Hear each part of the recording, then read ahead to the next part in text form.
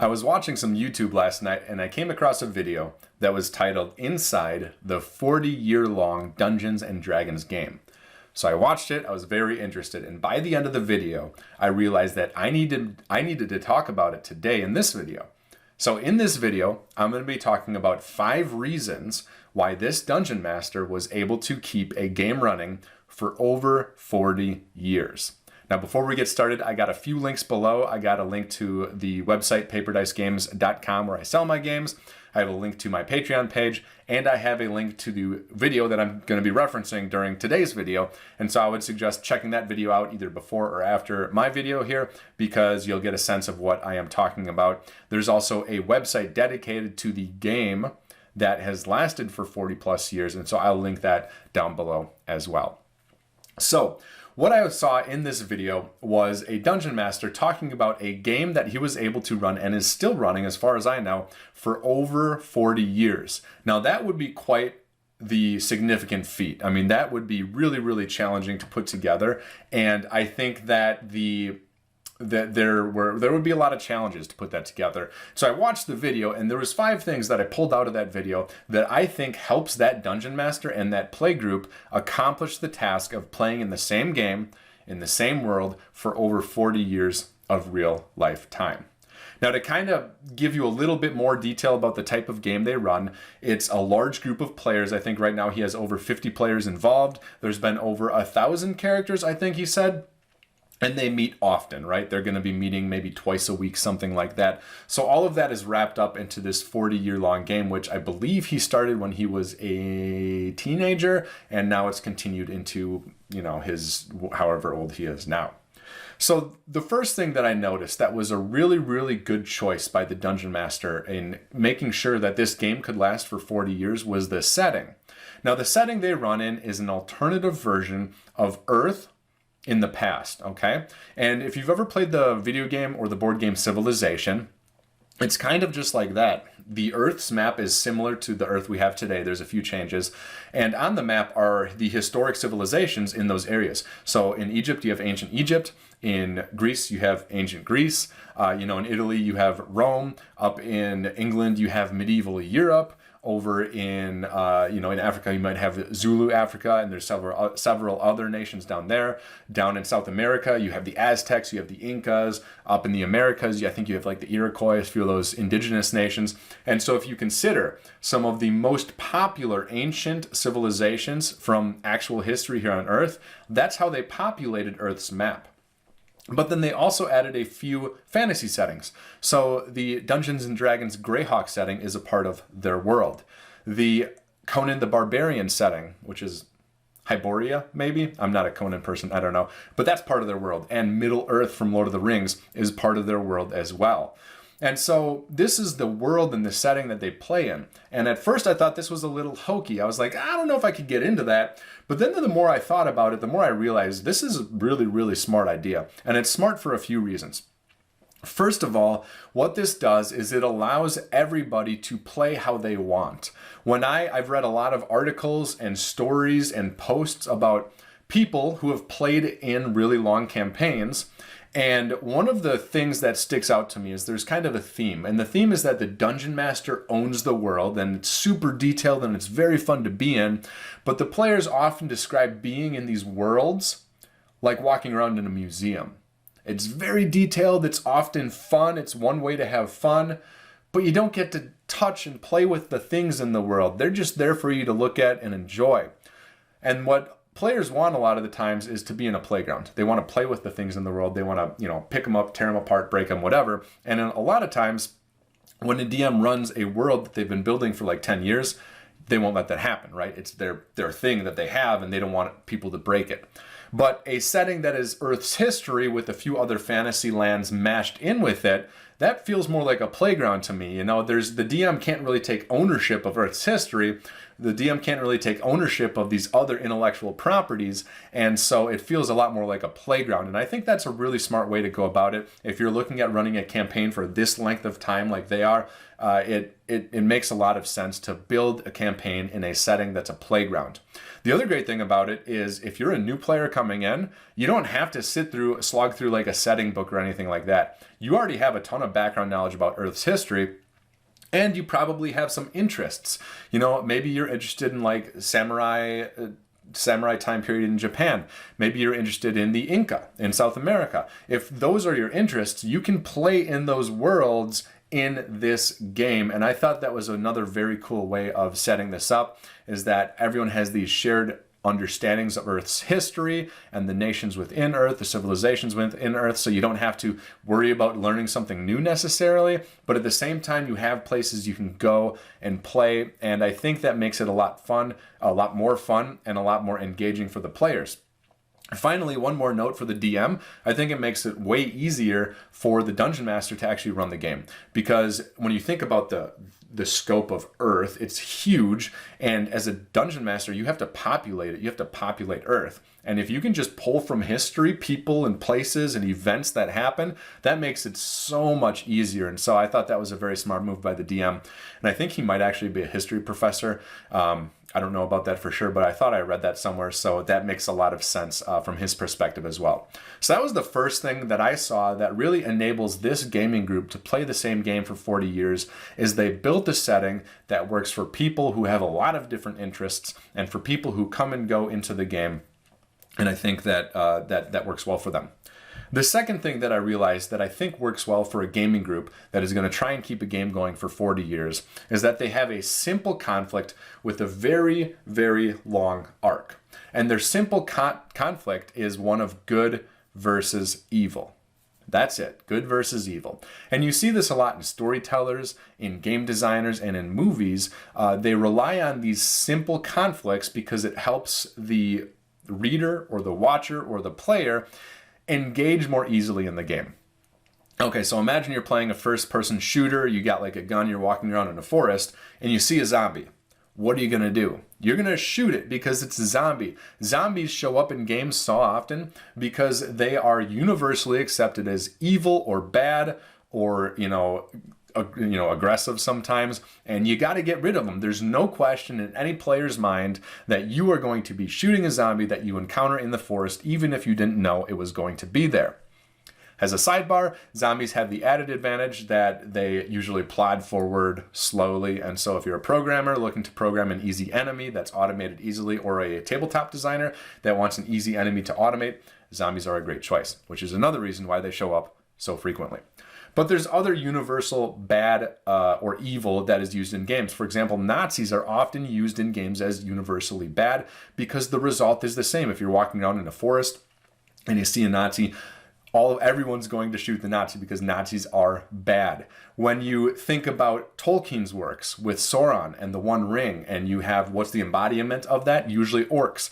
If you're walking around in a forest and you see an orc, you're going to shoot the orc because orcs are evil. They're bad. And so it's this simple conflict of good versus evil is a very, very good way to get players or readers or watchers of a story engaged in the story right away, and allows you to identify, well, what is good, what's on my side, and what is evil, what's on the other side. And I think that works really, really well for a game that's going to last for 40 years with over 50 players. Because again, when a new player comes in, they don't have to figure out, oh, who's good, who's bad. They just know, okay, in this case, the bad guys are up north, right? I think it didn't say outright, but I think it's Sauron that came out of Middle-earth or something, and or maybe someone like Sauron and is starting to bring evil into Earth's history. But maybe it's not. I don't know. But it's such an easy strategy to use to create clear conflict and where there's clear sides. Now, obviously, in this game, there's a lot of like political strategy, and there's going to be some friction and conflict between different nations and characters and NPCs and things like that, but the overall arc of the story is good versus evil, and that serves a game that's going to last that long very, very well. The other reason why I think it's a good idea is because evil is pretty undefined. A lot of things can be evil, and so even if you defeat one of the evil bad guys, there's more evil. You're never really going to win. It's a conflict, and it's an eternal conflict.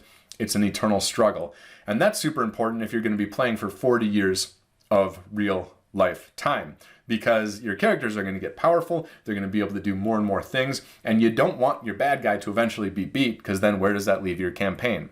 A good example of this was in the video. The DM talks about how the players actually banished Orcus, the Dungeons and Dragons god of the orcs, from the world. So this big bad evil god was banished, it was gone, but evil still remains, right? There's too much conflict, too much evil out there that the players needed to go and do more.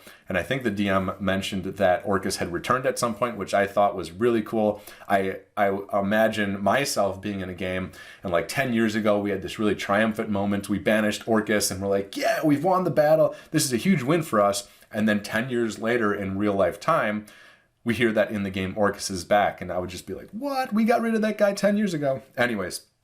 So that's the second reason why I think this game is succeeding for 40 years. It has a simple conflict that can provide a very, very long arc, and that is the idea of good versus evil. Now, the third thing that I identified that allows this game to last for 40 years of real life time is how the Dungeon Master has changed the mechanics of the game.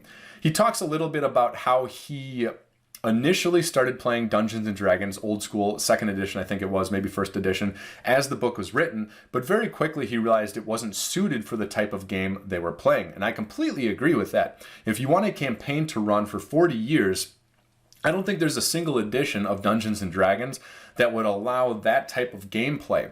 In the earlier versions of Dungeons and Dragons, your characters, especially your wizard, just gets so powerful, and there's a lot of rules about hirelings and henchmen, and your characters would garnish so much favor and resources in the lands, especially when you consider how much gold was handed out in those old modules, that it would be unwieldy to try and run a competitive campaign when every single character is in charge of the massive kingdoms, right?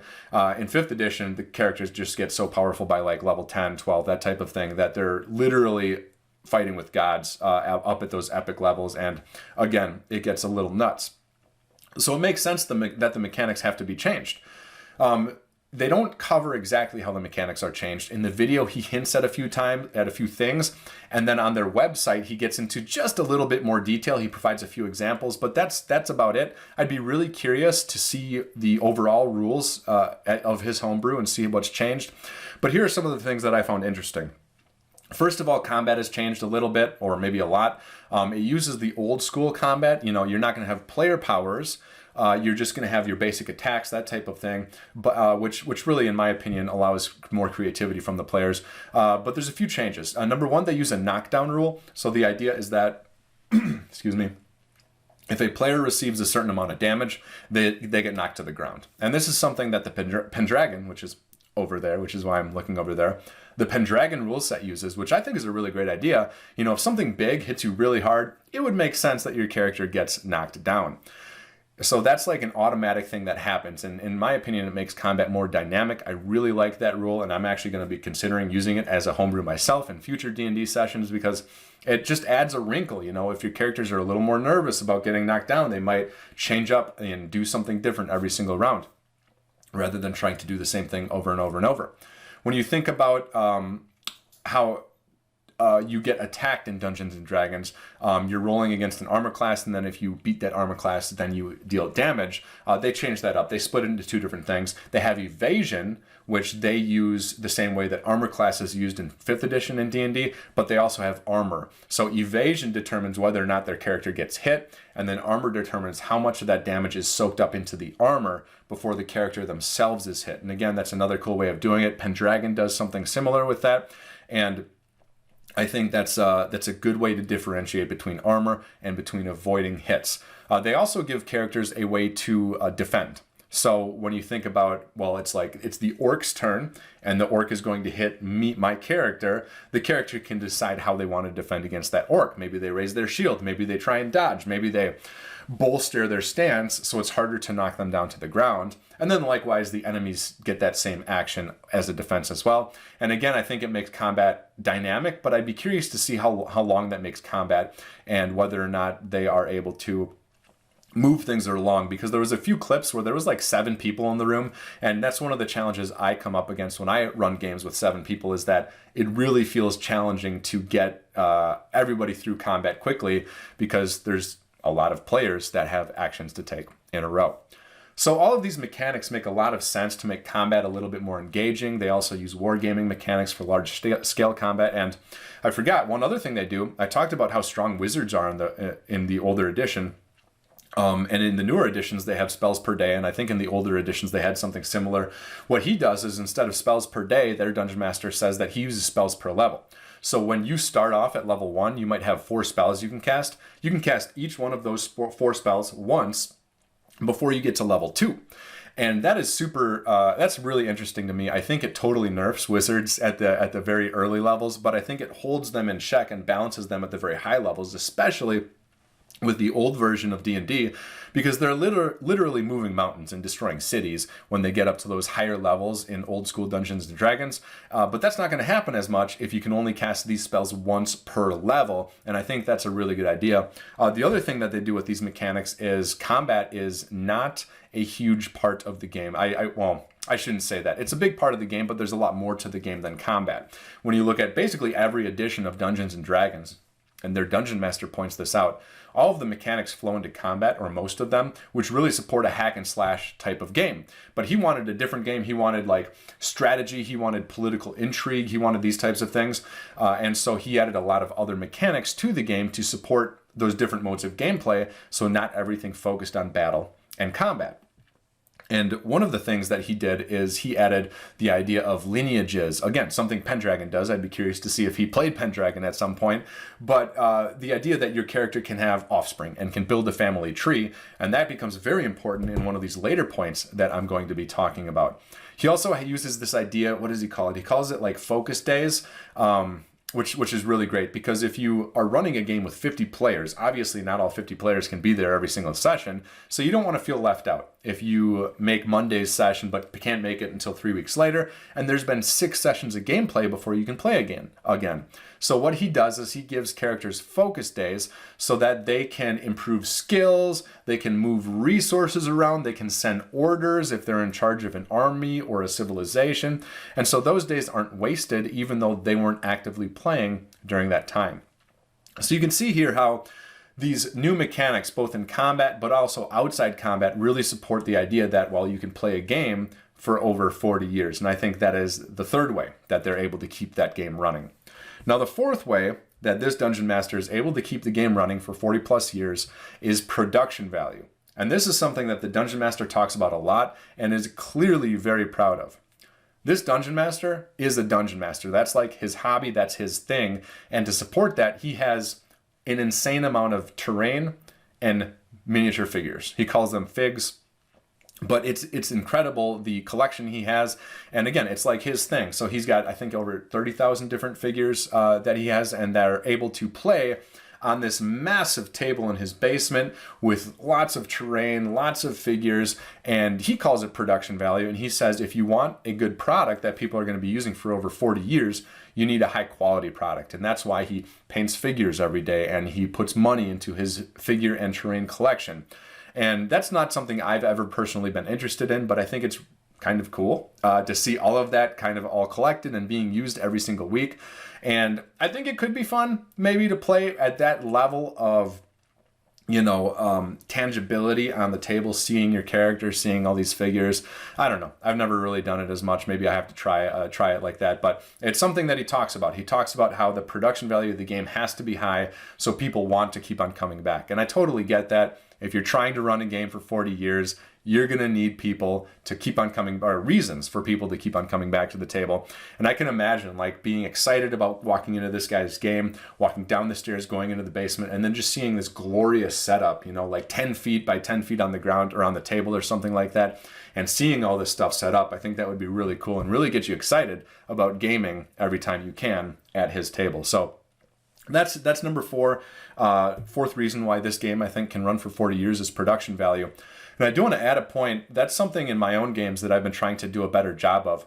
I think the most memorable game that I've run, it was during the pandemic, and it was a supernatural version of Minneapolis, which is near where I live, and it was kind of following the Dresden Files.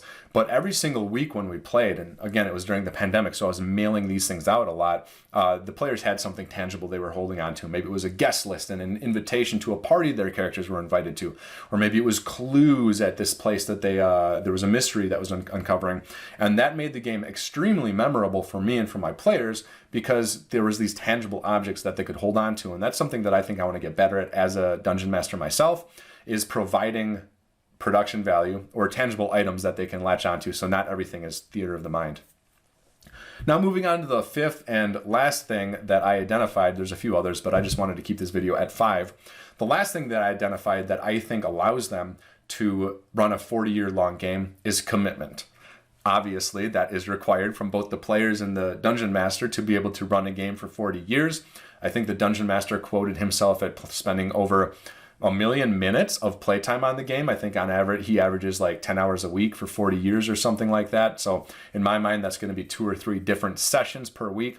So yeah, obviously there needs to be commitment both from the dungeon master to run the game, but also from the players to keep the game going.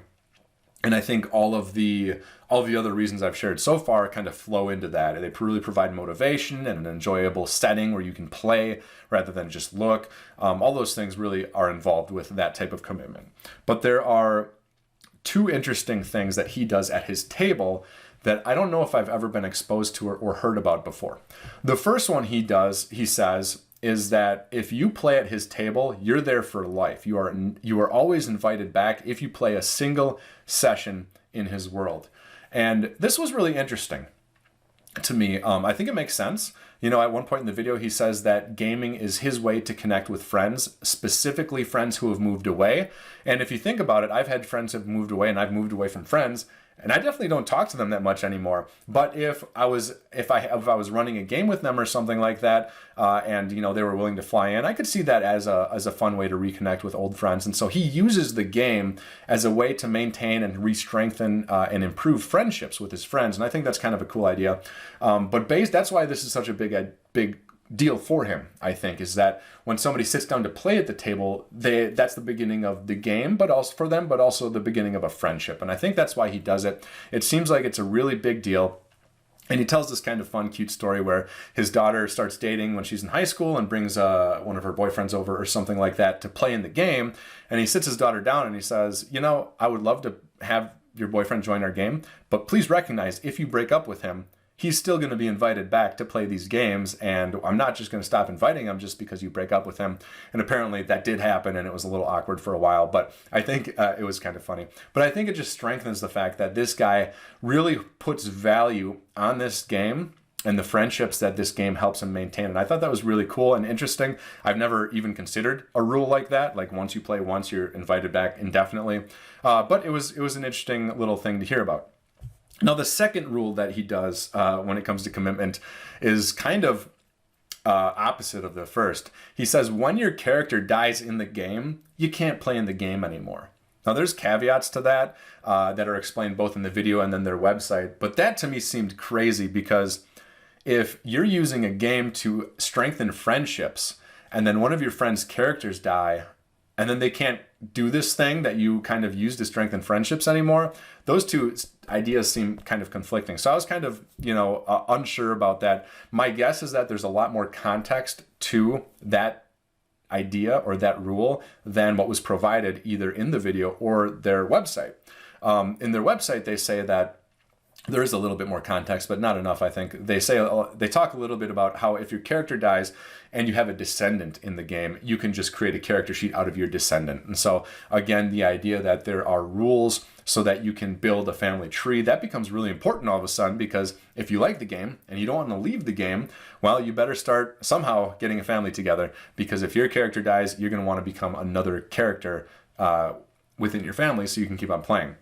He also said that if a character dies and they don't have a descendant, they can ask another player and if they can use one of their players' descendants. And I guess that's another way around it if you have a character without a family in the game or something like that.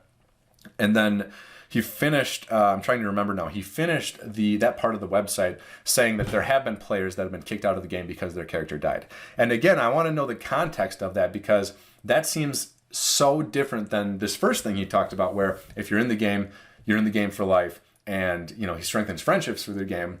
But at the same time, if you have a character in the game and the character dies, then you're out of the game. Those two things are a little conflicting to me. Now, he does make the point that he really wants emotions to be strong at the table, and I totally get this.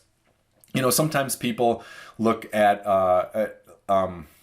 let's put it this way. There have been times, almost in my games, but I've never quite had emotion at this level. But in other games I've read about and heard about where people are crying at the table or leaping in joy, we've had moments like those, certainly showing a lot of emotion, right? And people on the outside sometimes look at that and say, well, why are you showing so much emotion for a game? That's kind of weird. But people cry and leap for joy during books or movies all the time. And so why wouldn't the same thing happen when stories are covered in games? And that's the point that this Dungeon Master makes, is that he wants strong emotions to be felt at his table. One of the strong emotions he wants to be felt is fear, and that's how he gets the fear emotion across, is that if your character dies, you might be out of the game. So that's his idea behind it. Again, I think it's a little odd that is a rule in addition to this other rule. But I don't know. It was just something interesting that I saw, and I thought it certainly would keep people coming back to the table, right? Because if this is an exclusive game, well, you're going to keep on playing because you're going to want to be a part of this exclusive thing. But it seems odd that you would push people away from the table just because of something that happened in the game, especially when dice are involved. So I don't know. I'd love to hear more about that if anyone has any more information.